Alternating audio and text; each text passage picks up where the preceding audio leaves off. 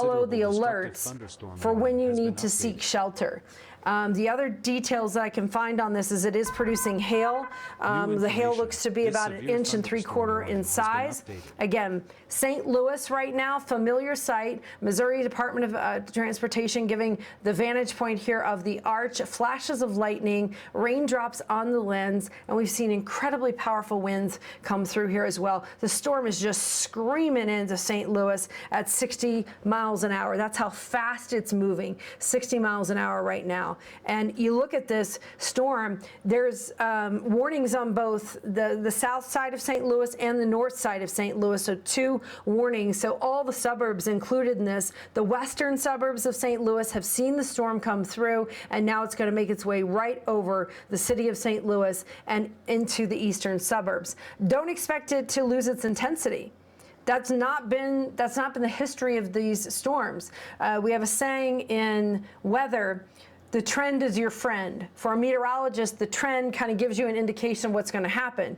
For everybody receiving the storm, the trend is not your friend, because if this is what's happening, and we've seen very strong storms come through, we're going to expect that to be the same case as these storms move eastward. The other reason why there's not a lot of promise that these will weaken is because it's going into an air mass that's warm. We are seeing rain that's being created just in front of these storms, which is pushing the jet down to the surface. And the entire atmosphere for the Midwest today has been incredibly unstable and has allowed for these storms to fire up in a line, a supercell line of storms marching across. There's a break in the line. Wouldn't really call this a derecho because it is a broken line, but the storms are moving at 60 miles an hour. So I got to look, I guess, at the exact definition there. Storms are approaching from the west towards the Mississippi River, down through southern Illinois, southern Missouri, making their way into northern Arkansas. And all right, here we go. Let's see what this is. Oh yeah, we're looking at the different cameras. Here's another interstate camera. This is 44, Interstate 44 at 64, crossing over 55. So this is the conjunction right here of that area where they said the tornado is coming.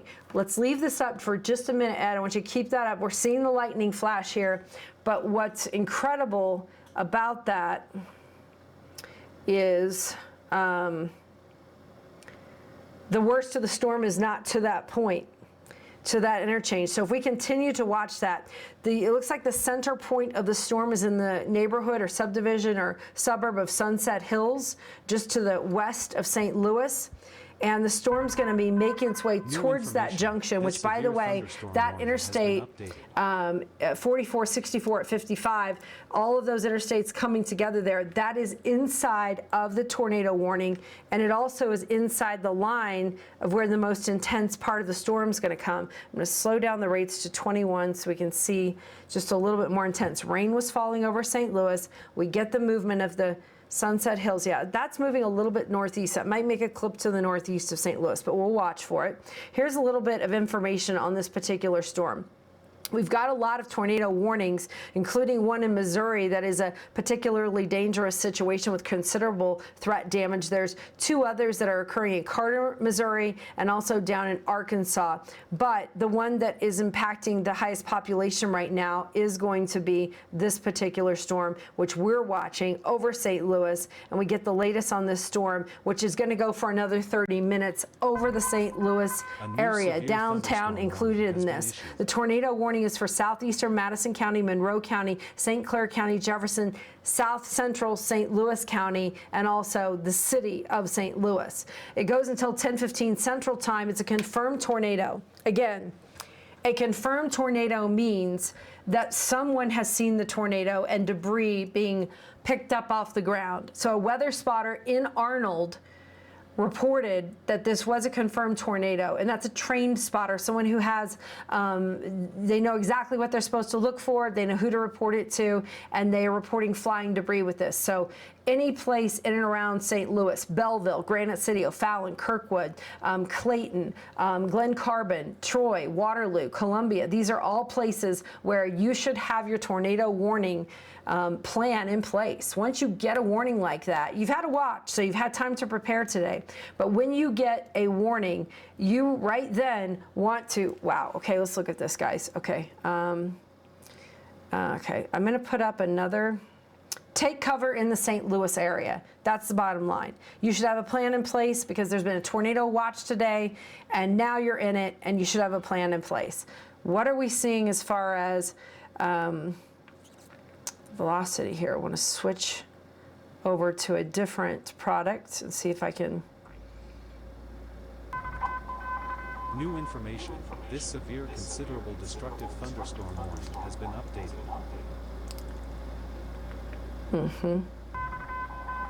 New information. This severe thunderstorm warning has been updated. Looks like we have people taking shelter underneath the freeways here or there at the interchange. That is great. Okay. What we have here at this interchange, 44, 64, and 55, this is where all the freeways come together in St. Louis. We're seeing cars stop underneath the freeway, seeking shelter. They probably are having a driving rain that makes it very difficult to see.